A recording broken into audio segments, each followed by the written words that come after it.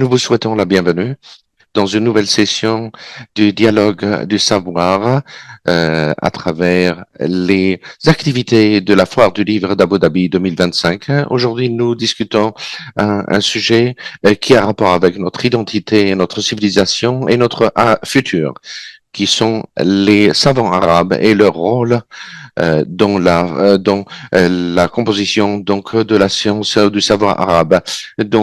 Les axes de notre session, c'est avec la célébration d'une personnalité célèbre qui a été désignée pour un axe très important qui est le grand médecin et philosophe et scientifique d'Avicenne, euh, qui a eu beaucoup d'influence à travers la civilisation arabe et mondiale. Notre invité aujourd'hui est un écrivain très illustre et qui travaille toujours à illustrer les sciences arabes.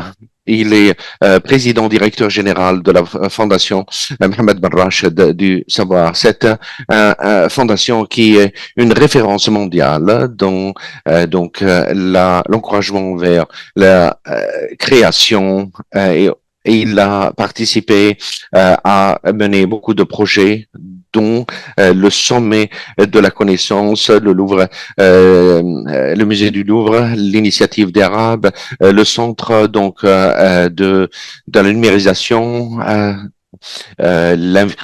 l'invite et les invités poètes et également à l'Académie des compétences du futur avec, en partenariat avec le programme de développement des Nations Unies et aussi avec son encouragement pour renforcer la langue arabe et d'animer également l'histoire de la langue arabe et des savants arabes en mettant l'accent sur les réalisations des savants arabes qui ont changé la face de l'humanité dans le monde. Je vous souhaite la bienvenue, Votre Excellence, dans cette session qui va nous parler bien sûr de l'histoire brillante, de le passé brillant et l'avenir. Nous avons parlé il y a quelque temps dans une conférence sur l'empreinte éternelle des savants arabes. Ensuite, on m'a demandé de proposer une autre conférence sur le même sujet, mais en continuité de la première conférence. Ce sujet est formidable, mais également, il y a des œuvres des jeunes arabes et le regret des vieux qui ont entendu parler de la civilisation arabe islamique, mais ne l'ont pas vue parce que elle s'est terminée il y a quelques centenaires. La question qui se pose tout le temps, est-ce que les Arabes peuvent revenir à leur gloire précédente? Est-ce qu'ils, ou les gloires du passé, est-ce que les jeunes arabes aujourd'hui peuvent mener la civilisation arabe comme leurs ancêtres l'ont fait? Si la voie est bien tapissée, marcher sur cette voie, ce sera facile. Mais si ce n'est pas bien tapissé, on a besoin de préparer le terrain. Ensuite, les voitures, les carrosses, où les gens peuvent emprunter la voie de ces jeunes arabes est vraiment bien tapissée parce que depuis des semaines, des centenaires, les Arabes ont été les maîtres de la science. La civilisation mondiale a été prise des Arabes et personne ne peut contester cela, sauf ceux qui sont peut-être envieux ou ignorants. Envieux, nous ne pouvons pas lui changer sa mentalité. Et nous voulons lui dire, la science défend, interdit ces mauvais sentiments. Et la science rallie toute la civilisation mondiale parce que l'humanité s'est entraidée dans ces civilisations depuis des milliers d'années jusqu'à aujourd'hui. Donc, il ne peut pas y avoir une Ummah ou une société, une communauté qui dénie les bonnes œuvres des anciens, que ce soit donc civilisation européenne, américaine, indienne ou autre, et arabe. Tous ont contribué à cette civilisation humaine. Et entre eux sont les musulmans arabes. Aujourd'hui, c'est la continuité, ce que j'avais déjà commencé il y a la session 2. Donc, on va commencer par la carte des universités. Cette carte est très importante que je voudrais voir. Cette carte que vous voyez aujourd'hui montre l'institution des universités avec leur date d'inauguration. 737, l'université Al-Zaytouna en Tunisie. 859, l'université Qarawin, qui a été instaurée par Fatima Zahriya au Maroc, et nous voyons Al-Azhar, euh, euh, 922 en Égypte. Ces trois universités ont commencé les universités du monde. Vous voyez, les universités d'Europe, 1200, 1100, 1150, 1096, 1200 plus. Donc, ça veut dire que les Arabes étaient ont précédé les Européens de plus de 300-400 ans. Et cela est une preuve sur la méthodologie correcte qui a été utilisée par les Arabes. Et c'est le sujet de ma discussion. Ils ne sont pas une histoire, un passé. Ils sont une réalité qui demeure jusqu'à la fin des temps. Ces savants ont instauré la civilisation humaine depuis le début. Nous allons les suivre et suivre leurs empreintes et voir à travers cette session comment ils ont réalisé cela. Permettez-moi de lire un tout petit peu. Nous rappelons donc un passé qu'on a oublié depuis longtemps. Ce passé est une gravure dans la pierre et un nom dans les livres, mais nous le disons avec confiance et certitude, ils ne sont pas un passé. Les savants arabes, au début, avaient ces esprits, ces cerveaux qui ont illuminé le ciel de la civilisation humaine. Ce ne sont pas des mémoires qui sont révolues. Je l'ai entendu, au fait. Ces savants, j'ai entendu, ce sont simplement des mémoires révolues. Mais au fait, ils sont l'esprit et l'âme qui continuent à revenir dans notre Ummah. Et Allah, Dieu va redonner la vie comme il redonne la vie à une terre morte et comme donc le soleil qui va illuminer le ciel après l'obscurité. Nous sommes aujourd'hui à un carrefour, ou bien on se contente que ce sont des mémoires, ou bien on continue leur héritage. Nous commençons notre voyage depuis la maison de Al-Hikmah, de la sagesse, à Bagdad. C'est un exemple dans le monde entier jusqu'à nos jours. On n'a jamais vu comme cette bibliothèque qui a rassemblé tous les savants, les traducteurs, et beaucoup d'inventions ont été trouvées. Il y avait des manuscrits donc innombrables. Cette photo dans un livre de Al-Hariri, mais qui dépeint la réalité de la librairie Al-Hikmah, la sagesse. Ce sont les savants qui étudient la science à cette époque. donc en Irak. Donc le calife Al-Ma'moun ibn Haroun qui regarde son royaume, il n'a pas vu de palais seulement, mais il a vu des cerveaux qui voulaient s'étendre vers le ciel avec sagesse. Il a commencé à créer la maison de la traduction. Il a rassemblé tous les manuscrits grecs et autres. Et il a demandé à tous les génies de son siècle de traduire cela en arabe. Donc c'était comme un maître d'orchestre.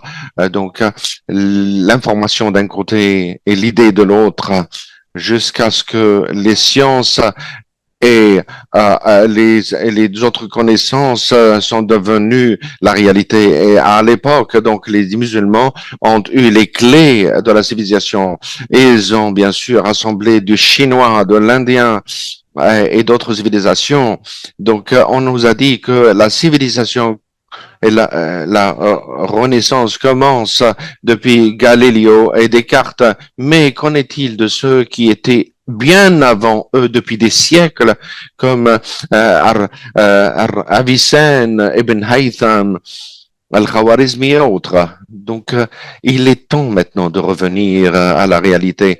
Donc, l'orientaliste John William Darbert, américain, de façon claire et nette, il est important et c'est un message que j'ai lu. Et donc, il était désolé de voir comment les Arabes ont été délaissés, mis de côté. Donc, il a dit, il faudrait regretter donc de la les méthodes donc des littératures donc européennes qui cachent toute la contribution arabe. L'arabe a contribué avec des noms illustres, avec des lettres d'or. Il suffit de lire les noms des étoiles sur n'importe quel globe qui vous montre cela. Donc, ce ne sont pas des mots qu'on doit se mémoriser, juste lire pour d'être fier, mais c'est donc un témoignage formidable. Donc, il y a si on regarde l'Andalousie et Bagdad en puisant des lumières, si l'Europe est fière de sa renaissance, il faudrait bien entendu se rappeler les Arabes qui ont illuminé cela. Les Arabes et les musulmans à l'époque étaient des étoiles dans un siècle, dans un ciel donc sombre. Je regardais une carte à Oman où il y avait la lumière au Moyen Âge dans le monde arabe et l'obscurité dans le monde européen. Et il avait écrit, ils étaient et il parlait des bien sûr, des convictions plutôt que des sciences, alors que les Arabes parlaient des sciences plutôt que des convictions. Et donc, maintenant, les choses se sont renversées. Mais, si Dieu le veut, Inch'Allah, il y a un grand retour des jeunes. Cette carte est très célèbre qui montre donc le siècle de l'obscurité en Europe et le siècle des Lumières en arabe, dans le monde arabe. Dans un monde où les temps sombres en Europe, il y a eu des villes illuminées comme Bagdad, Tolède et Sicile. Donc, au Xe siècle, les rues étaient tapissées de pierres avec des lumières, alors que Londres, à cette époque était un village, sous dans un état sombre. Donc, Netflix montre bien sûr cette réalité dans une série qu'ils ont produite.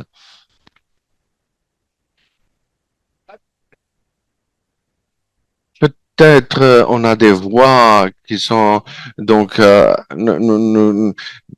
ne crois pas. Est-ce que vraiment c'était une réalité ou c'était une exagération? Nous disons que c'est une réalité et vous devez vous rappeler Abbas ibn Farnas à Tolède qui a créé des lunettes donc médicales et des appareils pour mesurer le temps et aussi et qui a donc volé et il ne s'est et il n'est pas mort, il n'est pas tombé et s'est cassé et brisé les os avant que Da Vinci a commencé cette aventure depuis des centaines. Il faudrait se rappeler de la bibliothèque de Tolède qui a rassemblé des centaines de milliers de manuscrits alors que la bibliothèque de Paris avait seulement une dizaine de livres.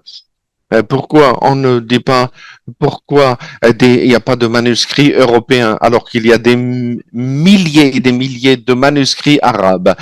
Vous devez répondre à cela. Quand vous allez faire des recherches, vous ne trouvez pas de recherche de manuscrits autres que les manuscrits arabes, alors que leurs manuscrits, aussi peu qu'ils soient, étaient seulement en parlant des convictions, alors que nous, les Arabes, avaient donc toute la science dans ces manuscrits. Ibn Rushd à Tolède a parlé de la philosophie d'Aristote à travers ses commentaires. Nous avons vu dans nos siècles d'or, donc la religion et également la science. Ils avaient la foi qui leur permettait de méditer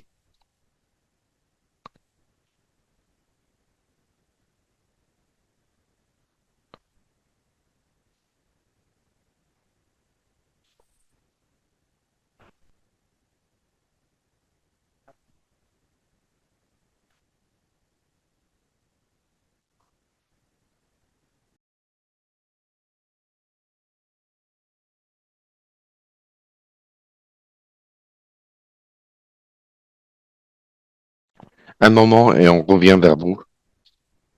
Désolé pour l'interruption. Dans les siècles d'or, donc il y avait la science et la foi qui allaient ensemble. Donc les savants avaient leur vision avec une foi donc coranique qui les pousse à la méditation. Well, Durant, le philosophe, donc a avoué cela, qui a dit le Coran a donné aux Arabes une motivation formidable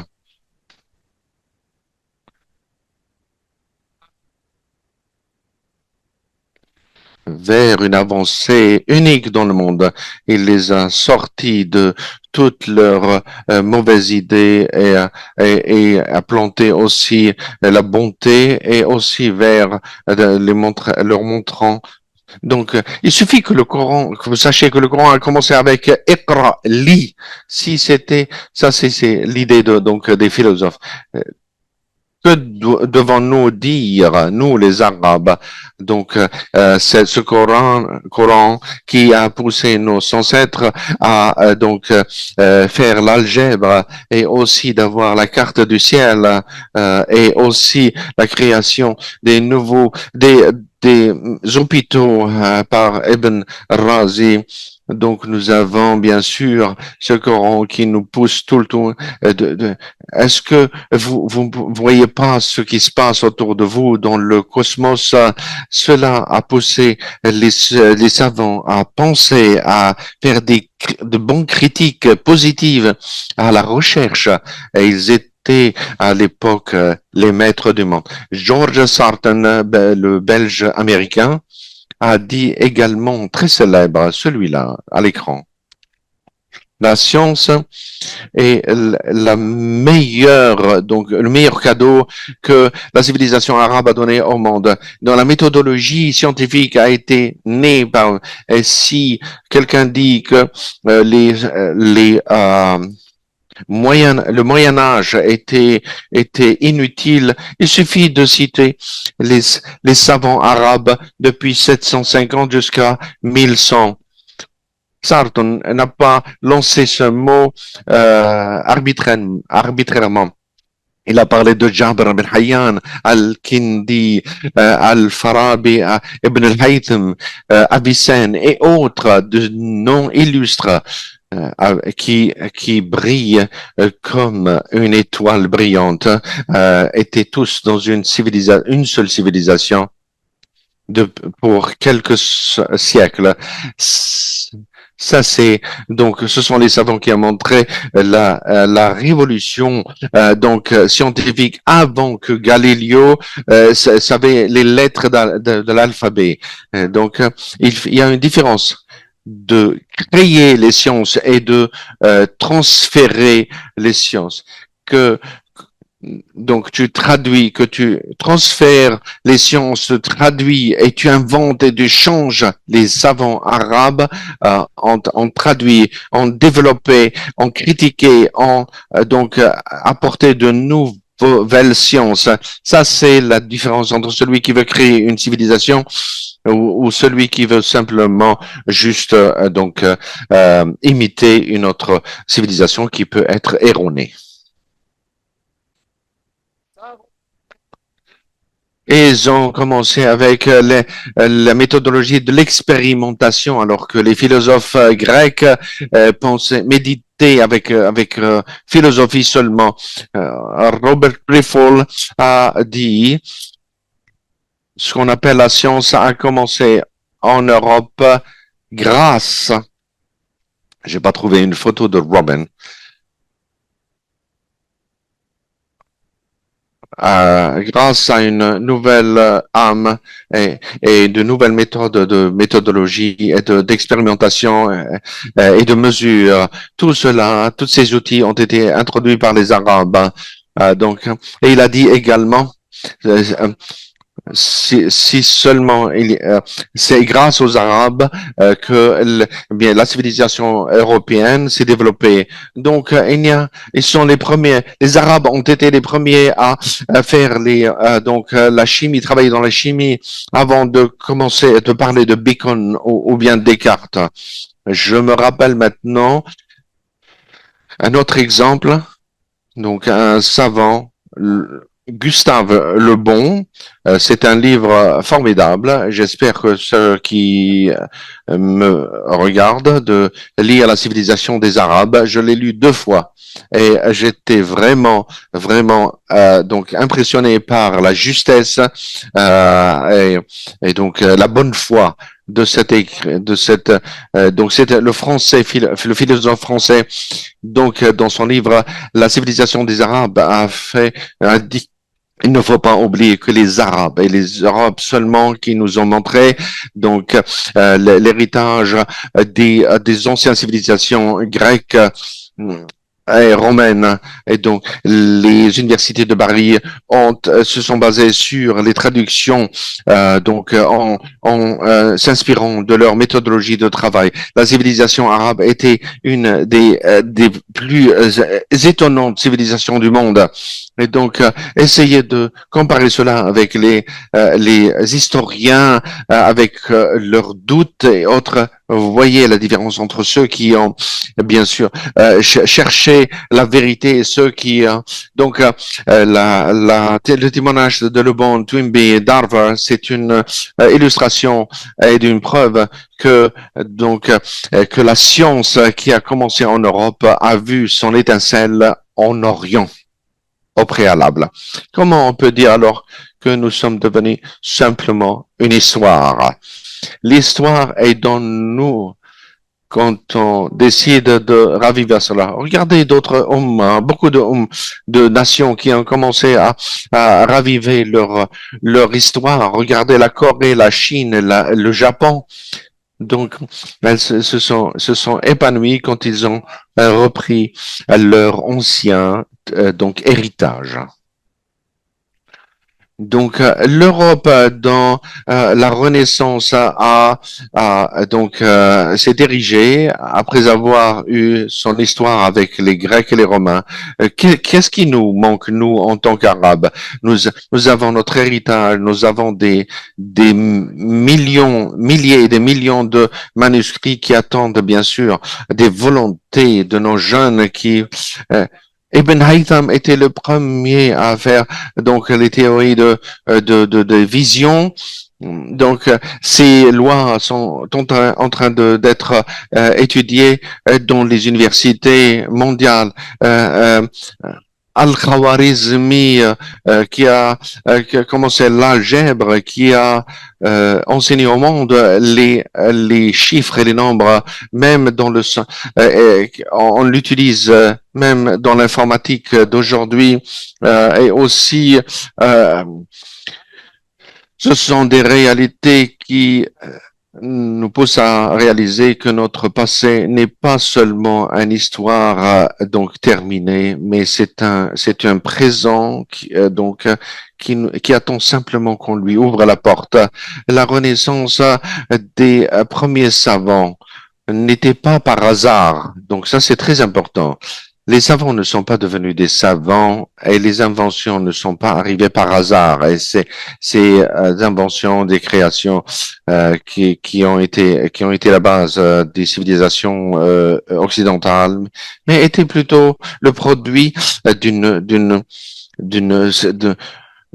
d'une foi musulmane arabe qui ont compris que la religion était basée sur la logique.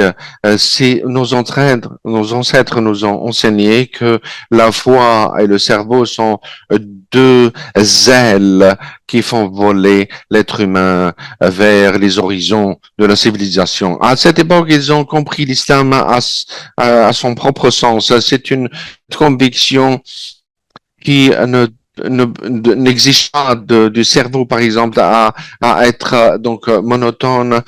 C'est pour cela, on a des savants Al-Kindi, par exemple, qui a écrit sur la relativité du temps. Al-Farabi a aussi associé la philosophie à la religion. Cette confiance dans la religion était le moteur pour l'invention. Nous avons besoin de recréer cet esprit vers l'innovation.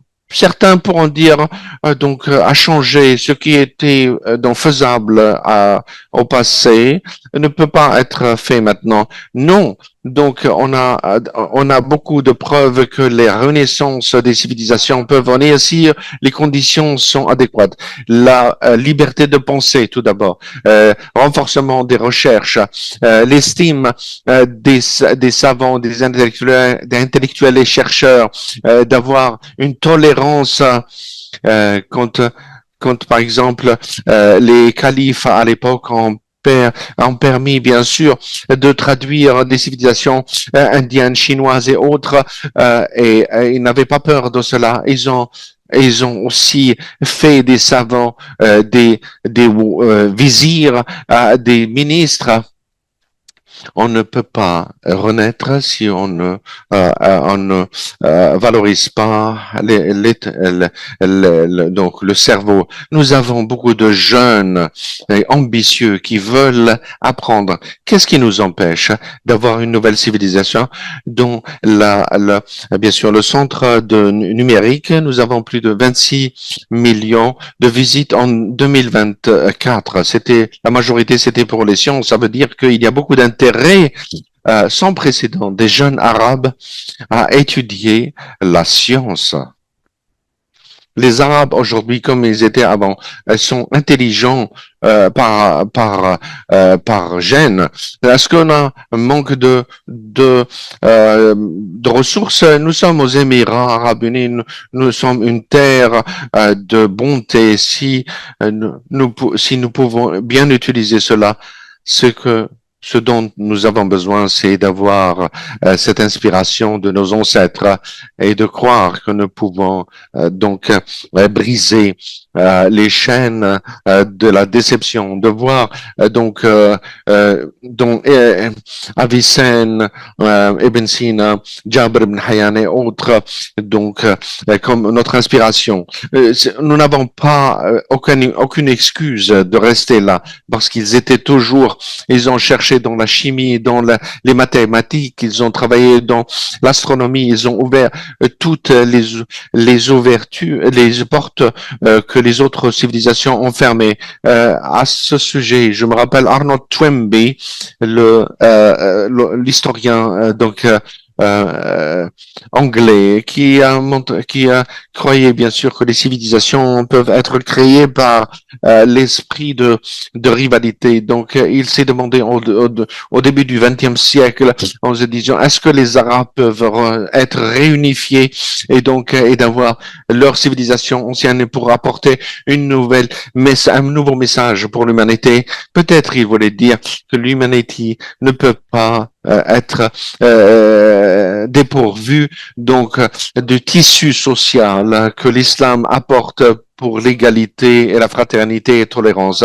Cette question est un défi pour nous les Arabes. Est-ce qu'on doit répondre comme nos anciens ont répondu? Tous ces historiens européens et occidentaux, Wells, Sarton, Gustave Le Bon, Toynbee et autres ont fait le rôle pour nous donner justice à notre civilisation. Et ils nous ont décrit comme l'étincelle de toutes les civilisations. Et ils ont avoué que nous sommes les Arabes, les pères des civilisations ou du monde moderne. Et nous devons nous-mêmes être fiers de cela. Parce que pourquoi voir que nos jeunes, par exemple, sont enthousiastes de la civilisation européenne, alors que nous avons de très grandes civilisations. On est basé sur l'être humain libre, savant. Quand on a l'être humain qui peut réfléchir sans peur et qui discute sans fanatisme, donc, ne dites pas que le temps des miracles est révolu. Non, parce que notre civilisation était le produit d'un travail continu, d'efforts, et aussi avec des civilisations autres, qui peut être répété si nous prenons les causes. Je pense que le temps dont on arrive à la fin. Seulement, je voudrais terminer avec ce domaine. Les premiers savants étaient un modèle, vivant de la création des civilisations. Ce sont les preuves que nous sommes une Ummah, une nation qui est capable de créer et d'innover si, bien sûr, elle a la liberté et le bon leadership. Cette civilisation, bien sûr, sans bien recette magique, nous pouvons rajouter cet esprit. Son Altesse Cheikh Mohammed bin Rashid Al Maktoum, vice-président, premier ministre, gouverneur de Dubaï, qui a diffusé cette foi et cette âme.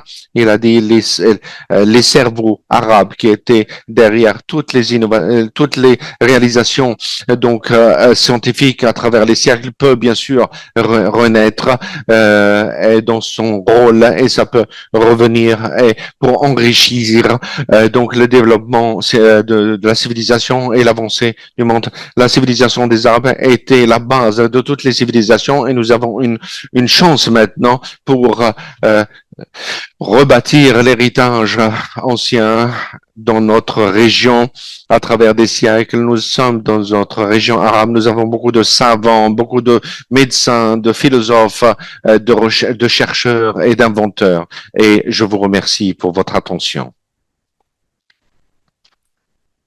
Merci à votre excellence Jamal Ben Houairib. Et nous sommes vraiment très enthousiastes et ne voulons pas que cette session se termine. Je ne parle pas de moi-même et de mon équipe, mais je le vois cela à travers les commentaires, à travers Zoom.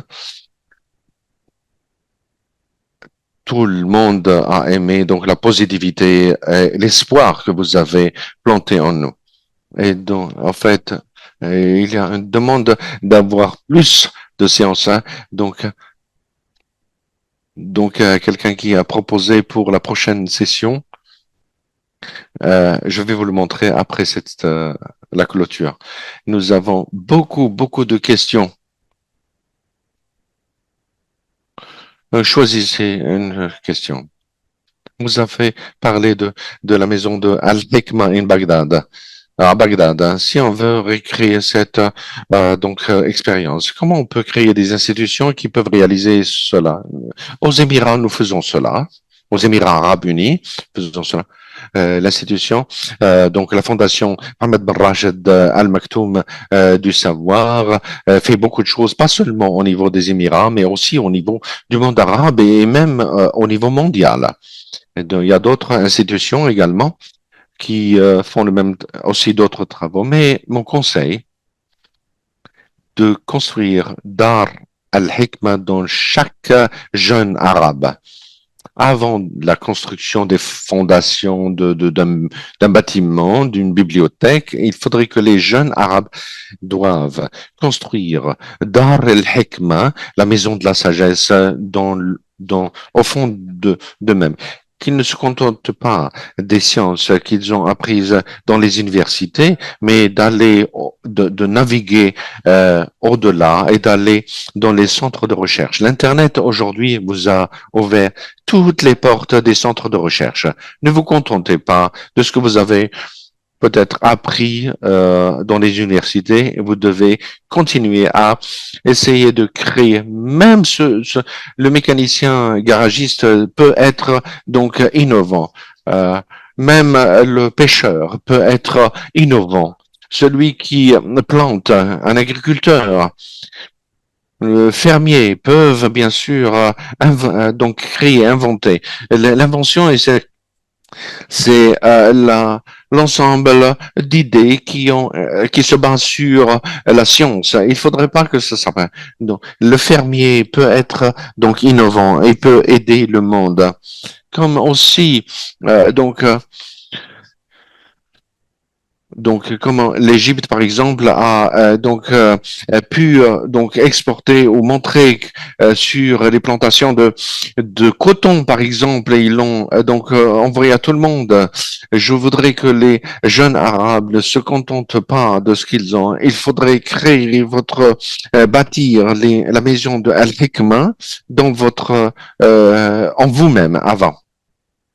Je vais prendre une autre question sur le rôle des institutions d'enseignement. Quel est leur rôle depuis le premier âge jusqu'à l'université? Donc aussi des centres d'apprentissage technique. Quels sont, quel est le rôle? C'est de diffuser le rêve.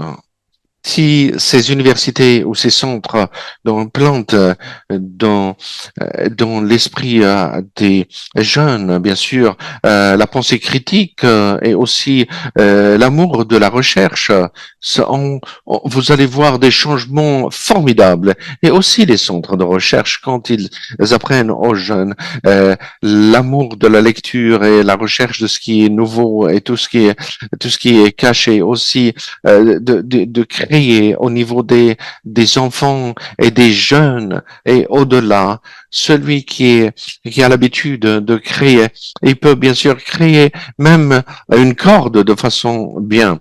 La création n'est pas seulement de créer un avion ou une fusée, même les petites inventions peuvent être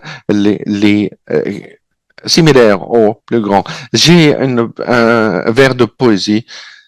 Si l'être humain ne peut pas faire des petites choses, elle va négliger les grandes choses. Donc, elle commence par les petites choses. La science commence par les petites choses et ensuite, elle passe aux plus grandes choses et aux plus grandes. Dwayne n'est pas devenu Dwayne comme il est. Il est passé dans différentes étapes depuis sa enfance, sa jeunesse, jusqu'à son prix Nobel. Chaque jeune arabe, s'il a mis en face de lui, donc c'est savant, il va devenir quelqu'un. Et il faut pas qu'il dise je n'ai rien pour créer une navette spatiale. Non, il faut pas dire cela. La petite chose va grandir. Et Apple est une des plus grandes entreprises, plus grande que Nevada. Et Nevada est plus grande de toutes les l'immobilier, propriété immobilière dans tout le monde, dans les États-Unis.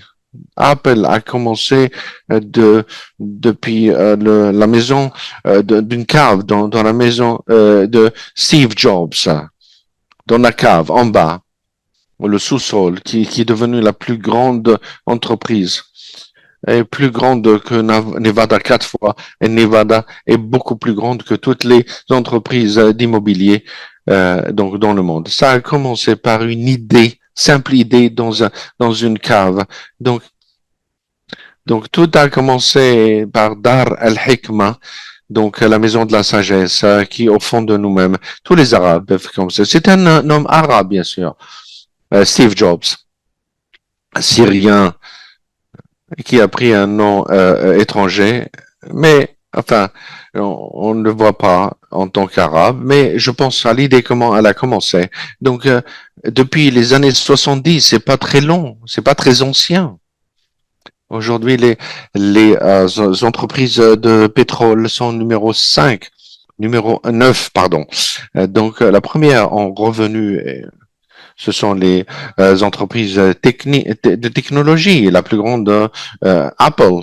Donc, nous regardons bien sûr cette entreprise qui a commencé d'une cave ou d'un sous-sol. Vous, les jeunes arabes, vous pouvez commencer et grandir. Ne vous arrêtez pas, ne soyez pas déçus. Et donc, je vous dis, l'agriculteur peut être innovant. Le pêcheur peut être innovant. Tous les laboratoires et les universités peuvent être créatifs ou innovants, mais s'ils s'arrêtent et veulent dormir, ils n'ont pas fait les petites choses. Certains disent, celui qui ne certains disent, si tu ne n'arranges pas ta chambre, tu peux rien faire. Donc il faudrait arranger même les petites choses. Donc la chose est très facile. Donc continue, persévère et va être encore mieux que Dwayne et même avant meilleur que Avicenne et de tous les autres scientifiques si tu mets Dar al-Hikmah au fond de toi. Merci beaucoup pour cette session inspirante. Merci Votre Excellence PDG de MBRF.